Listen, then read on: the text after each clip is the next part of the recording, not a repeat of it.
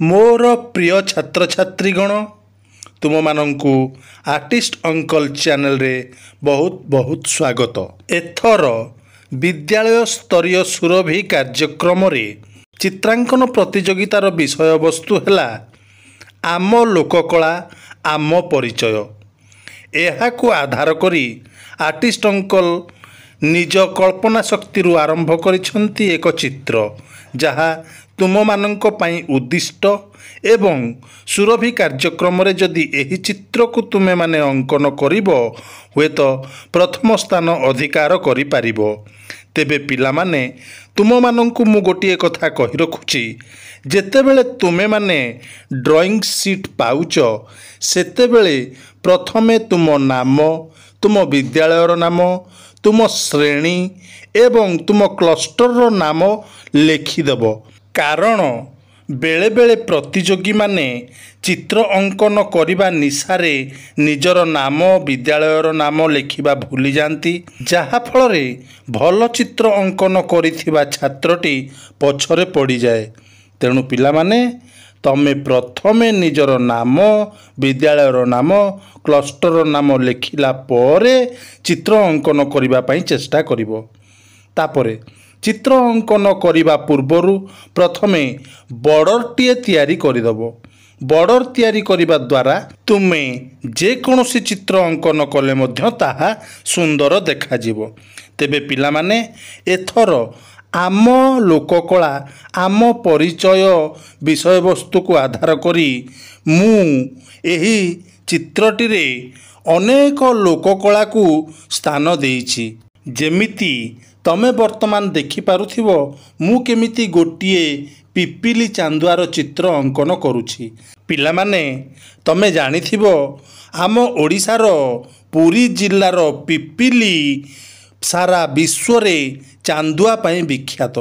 एहा हस्तशिल्प कारीगर मानकर कारीगरीर परिचय दिए।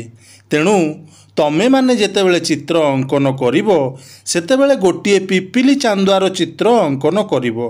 पिला माने मु जेतेबेले एही पिपिली चांदुआटी अंकन कली सेतेबेले आम जगतर नाथ जगन्नाथंकर मुखमंडल को अंकन करिबा को चेष्टा करिली एवं ता चारिपाखे विभिन्न प्रकार अलंकार रे सजेई देइछि।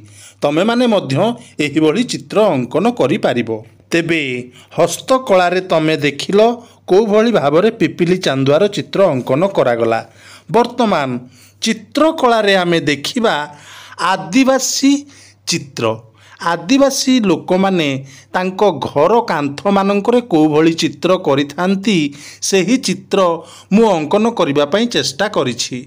तमे माने मन देई देख, ध्यानपूर्वक देख को भली भाबरे आदिवासी चित्रकला अंकन करा जाए।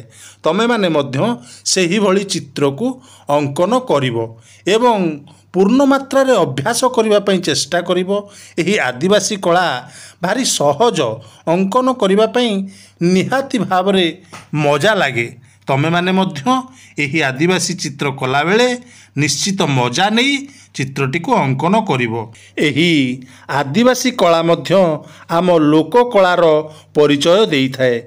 साधारणतः कलाहांडी, कोरापुट, बलांगीर, संबलपुर, बरगड़ एही भली स्थान मानकरे आदिवासी अध्युषित अंचलर लोक माने एही सबु चित्र को अंकन करिथांती तांको कांथ मानकरे एवं विभिन्न पर्वपर्वाणी रे से माने एही सबु चित्र को अंकन करी तांको घर द्वार को साजसज्जा करिथांती। तेबे पिला माने ये तो गला आदिवासी चित्रकला।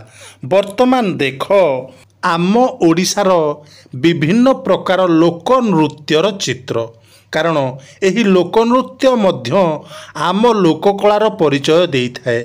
तेणु जेतेबेले आमे चित्र अंकन करिबा एही लोक नृत्य को मध्य स्थान देबा। तेणु मु एठी अंकन कला बेले प्रथमे घोड़ा नाचर चित्र को अंकन करिबा पई चेष्टा करिछि।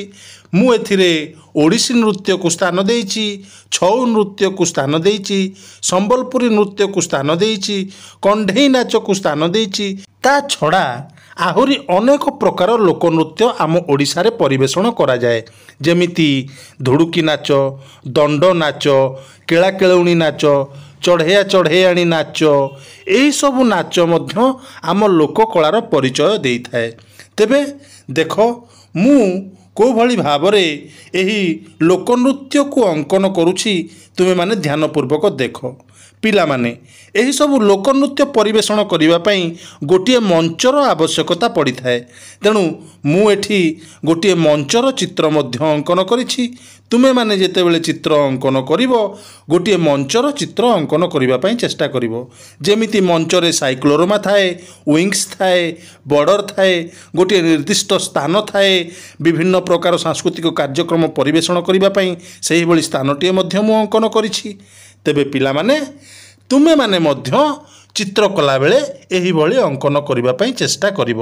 ତା ଛଡ଼ା ପିଲାମାନେ, ମୁଁ ଏହି ଚିତ୍ରକଳାରେ ପଟ୍ଟଚିତ୍ରକୁ ମଧ୍ୟ ସ୍ଥାନ ଦେଇଛି।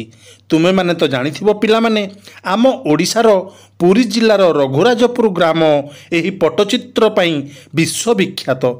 ତେବେ ପିଲାମାନେ, ତମେମାନେ ଯେତେବେଳେ ବିଭିନ୍ନ ପ୍ରକାର ମନ୍ଦିରକୁ ଯାଅ, ସେହି ମନ୍ଦିରମାନଙ୍କରେ ଯେଉଁ ସବୁ ଚିତ୍ର ଦେଖିଥାଅ, ତାହା ପଟ୍ଟଚିତ୍ର ଭଳି ଅଙ୍କନ କରାଯାଇଥାଏ।